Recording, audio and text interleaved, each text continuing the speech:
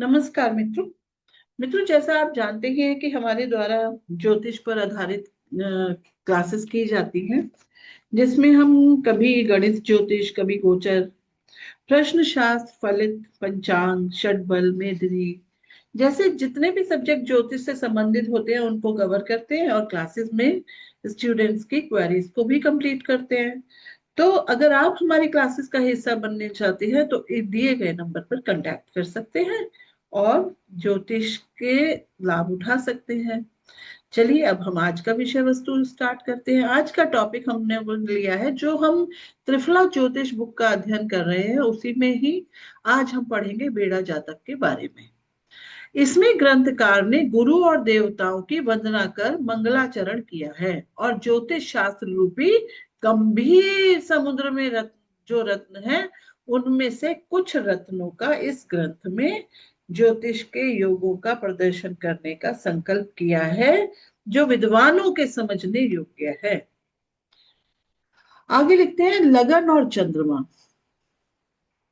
जो जो भाव अपने स्वामी, लगन और चंद्रमा से जो जो भाव अपने स्वामी या शुभ ग्रहों से युक्त या विकसित हो, उन सब की प्राप्ति होती है। यदि उससे उल्टा हो तो उन भावों की प्राप्ति नहीं होती। इस श्लोक में के अर्थ में दो बातों की ओर ध्यान दिलाया गया है। पहला है, जितना जन्म लगन को महत्व देना उतना ही चंद्र लगन को भी। यदि जन्म लगन से भाग्य स्थान निर्बल हो और चंद्र लगन से नवम स्थान यानी कि भाग्य स्थान बलवान हो तो जातक निर्भाग्य नहीं होगा। इसी प्रकार लगन और चंद्रमा दोनों से 12वां भाव का विचार करना चाहिए। अब देखिए क्या कहना चाहते हैं। कहना बेड़ा जातक हम लोग पढ़ रहे हैं। कहना ये चाहते हैं कि जितना महत्व लगन, जन्म लगन को दिया जाता है, उतना ही महत्व चंद्र लगन को दिया जाता है। तो पहले हम ये समझ लेते हैं जन्म लगन क्या है और चंद्र लगन क्या है। जैसे माना हम यहाँ पे धनु लगन, जो कि मेरा फेवरेट लगना है, उसका चार्ट हम यहाँ पर बनाएं और इसमें हम ग्रहों को यहाँ बैठा देते हैं। तो जब हमने ग्रहों को बैठाया तो ये गुरु, यहाँ केतु, यहाँ मंगल, यहाँ शनि और चंद्रमा यहाँ आ गए। तो ये तो बन गया जन्म लगन। अगर इसी चार्ट को मैं चंद्रमा से घुमाकर बना दूं तो यहाँ पर हम बना देते हैं इनका चंद्र लगन। तो चंद्रमा कौन सी राशि में है? 6 नंबर, यानी कि वर्गो साइन में, कन्या राशि में। तो कन्या राशि से अगर हम यहाँ चार्ट तैयार कर दें तो ये तैयार हो जाएगा चंद्र लगन। सभी ग्रह वैसे ही होंगे जैसे कि लगन में है, लगन जन्म लगन में है। बस क्या होगा, ये घूम जाएगा। ठीक है, कितने ग्रह हो गए? 1 2 3 4 5 6 7 और यहाँ पर ये राहु के बाद गुरु और केतु भी यहाँ पर बैठा देते हैं। तो इस तरह से वो बुक में क्या कह रहे हैं कि माना जन्म लगन को कैसे महत्व देना चाहिए। हमने कहा जन्म लगन से भाग्य स्थान बहुत अच्छा है, इसी तरह से चंद्र लगन से भी भाग्य स्थान बहुत अच्छा है, तो बहुत भाग्यशाली है व्यक्ति। लेकिन अगर जन्म लगन से भाग्य स्थान निर्बल है और चंद्र लगन से बलवान हो तो जातक निर्भाग्य नहीं है, वो भी, उसका भाग्य भी बहुत अच्छा है। तो कहने का अर्थ ये है कि चंद्र लगन को भी देखो और जन्म लगन को भी देखो, चाहे शुभ ग्रह हो या पाप ग्रह हो, अपने स्थान में बैठकर जिस अपने भाव में बैठा है उस भाव को पुष्ट करता है। अब देखिए इसी को आगे समझते हैं। कह रहे हैं कि जो ग्रह अपनी ही राशि में बैठ जाए, जैसे अगर हम मानो तुला लगन का हम चार्ट बना लें, ठीक है। तो हम यहाँ पर देख रहे हैं तुला लगन का चार्ट अगर हमने बनाया और ये देखा कि मंगल जो है वो सेकंड लॉर्ड है और मंगल ही सेवंथ लॉर्ड भी है, तो हम इसमें मारक कह सकते हैं कि ये मार्केश है।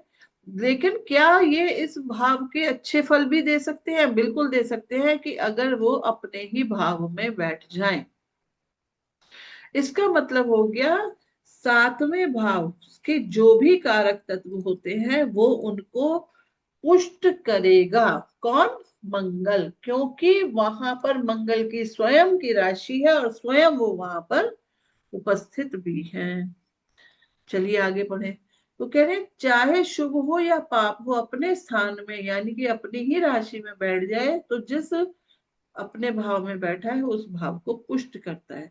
बहुत सी कुंडलियों में जिसमें चंद्र लगन बलवान है और जन्म लगन निर्बल है, तो चंद्र लगन से ही विशेष फल मिलता है। ये भी हमें हमेशा याद रखना चाहिए।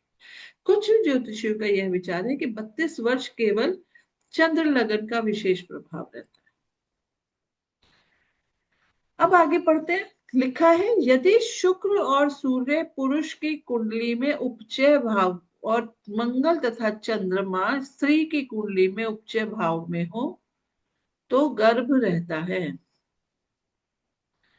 इस चीज को अब हमें ध्यान से समझना चाहिए कि क्या ये गोचर की बात कर रहे हैं या फिर कुंडली की बात कर रहे हैं। ठीक है, तो उससे पहले हम इस बात को समझे तो हम ये समझ लेते हैं कि उपचय का क्या मीनिंग यहाँ पर दिया गया है। तो फ्रेंड्स, आप जानते ही हो कि उपचय भाव कौन कौन से भाव होते हैं। कुंडली के तीसरे, छठे, 10वें और 11वें भाव को उपचय भाव कहा गया है। अगर इसमें हम केवल 3, 6, 11 लिखते तो होता त्रिशठाय भाव, लेकिन अगर यहाँ लिखा गया है 3, 6, 10 और 11 तो यह उपचय भाव कहलाते हैं। आगे देखें। तो कह रहे हैं शुक्र और सूर्य पुरुष की कुंडली में उपचय में हो तो ठीक है, उपचय भावों में यहाँ पे माना सूर्य है और शुक्र, क्योंकि शुक्र सूर्य से दूर नहीं जा सकते।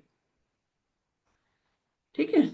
अच्छा, यदि शुक्र और सूर्य पुरुष की कुंडली में उपचय में अथवा मंगल और चंद्रमा स्त्री की कुंडली में उपचय में हो, कब? निषेक के समय, यानी कि जब मिलन हो रहा है तब वो उस समय तो गर्भ रहता है, यानी कि ये गोचर की ही बात कर रहे हैं। ठीक।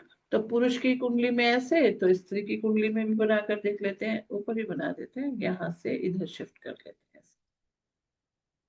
ये स्त्री की कुंडली में बना देते हैं, तो उपचय भाव स्त्री की कुंडली में भी वही होंगे जो पुरुष की कुंडली में थे। तो उपचय भाव कौन से होते हैं? तीसरा तो हमने कहा कि माना यहाँ पर मंगल है। इन्होंने कौन से ग्रहों को बोला है स्त्री की कुंडली के लिए? मंगल और चंद्रमा। तो मंगल माना यहाँ है, चंद्रमा यहाँ है, या कोई भी पोजीशन हो सकती है, इन चारों भावों में से किसी एक भाव में हो। तो सूर्य और शुक्र के बारे में तो पुरुष की कुंडली के लिए कहा है और स्त्री की कुंडली के लिए कहा है मंगल और चंद्रमा। अब देखिए यहाँ पर इन्होंने कहा निषेक के समय तो गर्भ रहता है। इसको समझिए, गर्भ की बात कर रहे हैं कि गर्भ कब ठहरेगा। ठीक है। तो देखिए सूर्य क्या होता है? पिता का कारक होता है।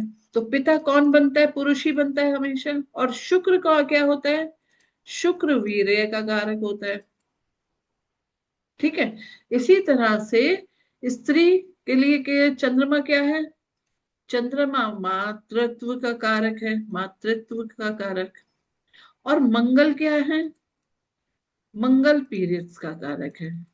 जो मेंसुरेशन साइकिल स्त्रियों में होती है उसका कारक मंगल बनता है। तो इसी तरह से हमें समझना चाहिए कि इन्होंने मंगल और चंद्रमा को ही क्यों पकड़ा। अच्छा आगे बढ़े। यदि सूर्य और शुक्र उपचय में रहते हुए या मंगल और चंद्रमा उपचय में रहते हुए पुरुष राशि में हो, अब यहां पर ये वाली बात और आ गई। अगर पुरुष राशि में हो तो गर्भ स्थित शिशु पुत्र होता है और यदि स्त्री राशि में हो तो कन्या होती है।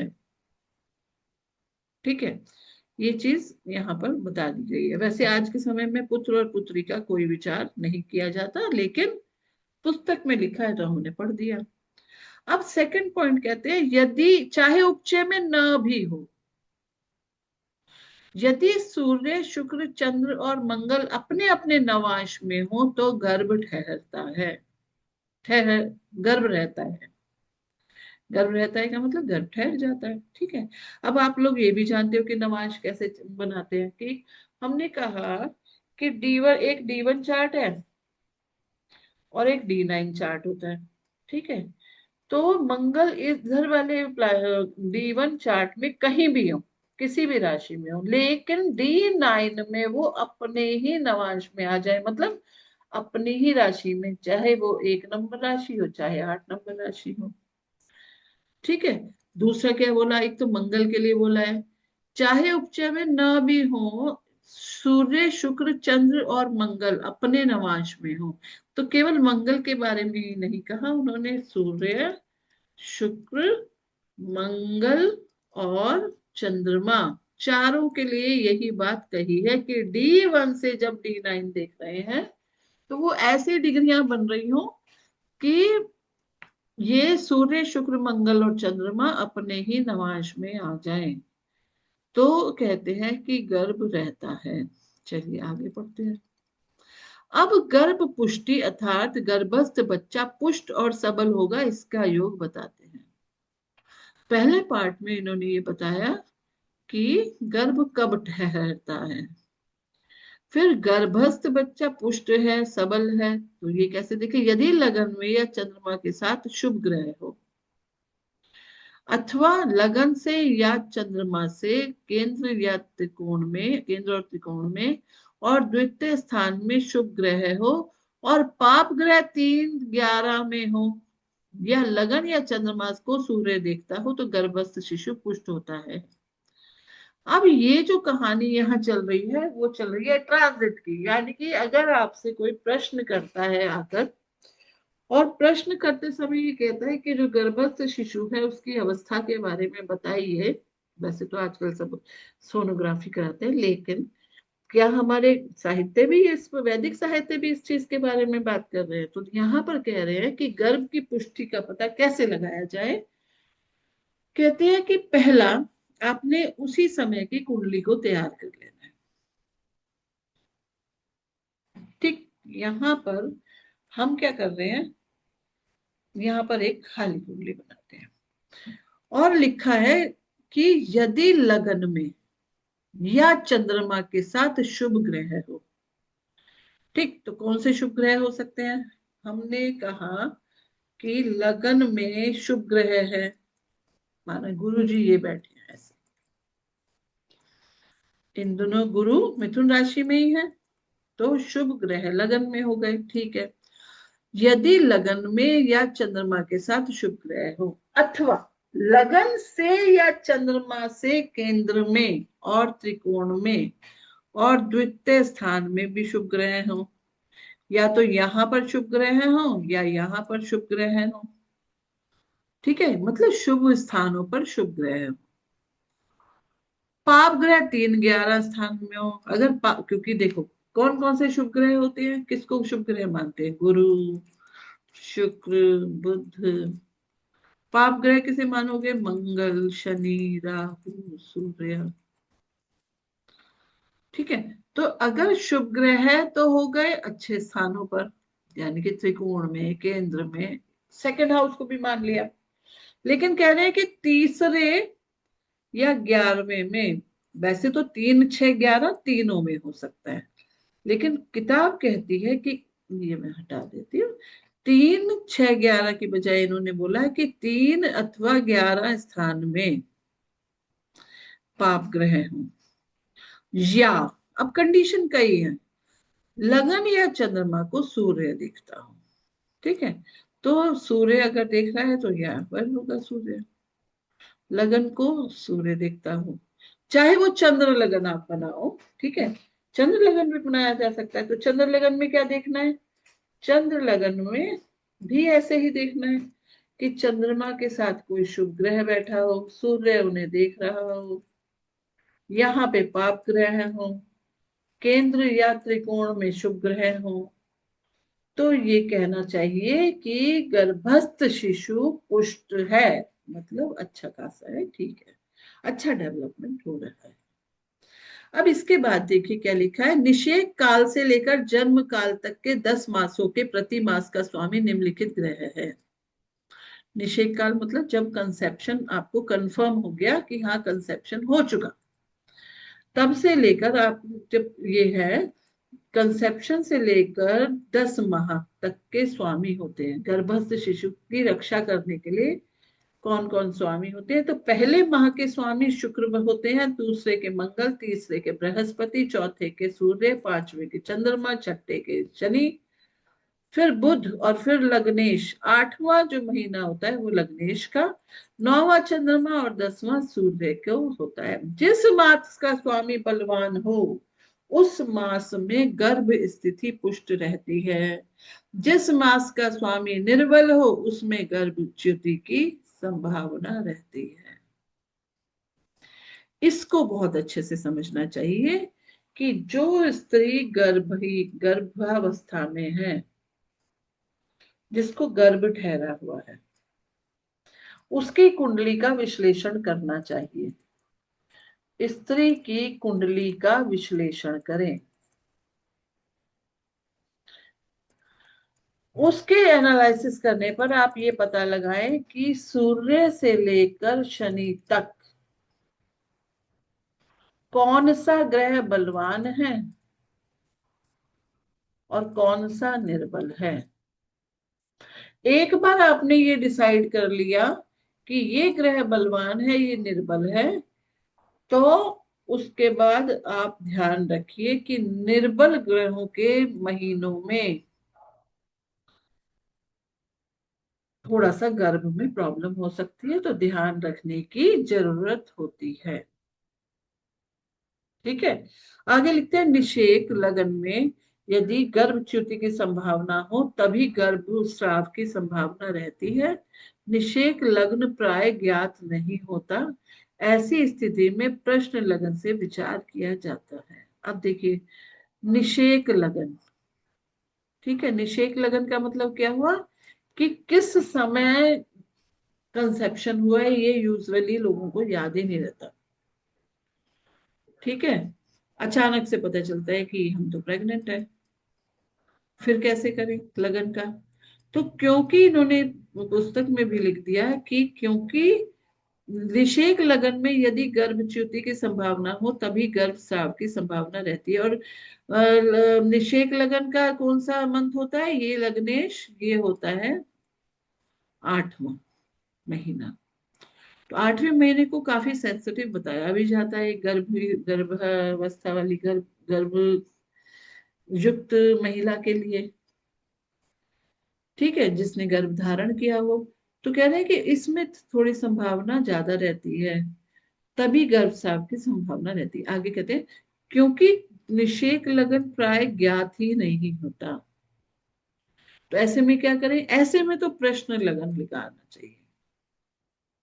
जन्म कुंडली में भी जो ग्रह संतान प्रतिबंधक हो, उस ग्रह का जो मास हो उसमें गर्भस्राव की संभावना होती है। तो बहुत ध्यान से गर्भावस्था वाली, गर्भ धारण करने वाली गर्भिणी बोलना चाहिए, का ध्यान रखना चाहिए। प्रेग्नेंट लेडी बोल देते हैं इंग्लिश में। अब कहते हैं, अब सगर्भा स्त्री के नाश का योग कहते हैं। इसको अब हम कल पढ़ेंगे कि किस तरह से आगे देखा जाए। फिलहाल हमें ये समझ जाना चाहिए, दो बातें कही हैं कि वो ग्रह जो अपनी ही राशि में बैठ गए हैं, अपनी राशि में हो या उसको देखते हो, या देखते हो, किसको देखते हो? अपनी राशि को देखते हो, तो वह बलवान करते हैं उस भाव को, बलवान करते हैं भाव को, अपने भाव को बलवान कर देते हैं। तो इस चीज का हमें ध्यान रखना चाहिए। और आगे इन्होंने गर्भ प्रेग्नेंट लेडी के लिए क्या क्या चीजें होती हैं उसके बारे में बात की। आगे भी यही बातें हैं कि कैसे ध्यान रखा जाए, कैसे किया जाए। ठीक है, तो इसलिए बहुत सारे टॉपिक हैं, आगे देख लेते हैं। गर्भिणी की मृत्यु के 3 योग बताए गए हैं, आगे भी बताए गए हैं, मतलब किस किस तरह से गर्भस्थ बालक का ध्यान रखा जा सकता है। माता पिता का शुभ अशुभ बताते हैं, ये सारी बातें बताई गई हैं। ये बहुत अच्छा टॉपिक है बेड़ा जातक का, हमें इसके बारे में बहुत अच्छे से जानकारी प्राप्त करनी चाहिए। आपका कोई भी प्रश्न हो आप लिख सकते हैं, चैट बॉक्स में लिख दीजिए, कमेंट बॉक्स में लिख दीजिए, तो आपकी क्वेरीज को जरूर कंप्लीट किया जाएगा। हाँ, अगर किसी को अपनी कुंडली का विश्लेषण करवाना है तो कृपया अपने डेट ऑफ बर्थ वगैरह को कमेंट बॉक्स में ना लिखकर फोन पे कांटेक्ट करें। और क्योंकि जो एनालिसिस होता है कुंडली का वो पेड होता है, तो आप इसको भी समझिएगा। आज के लिए इतना ही, धन्यवाद।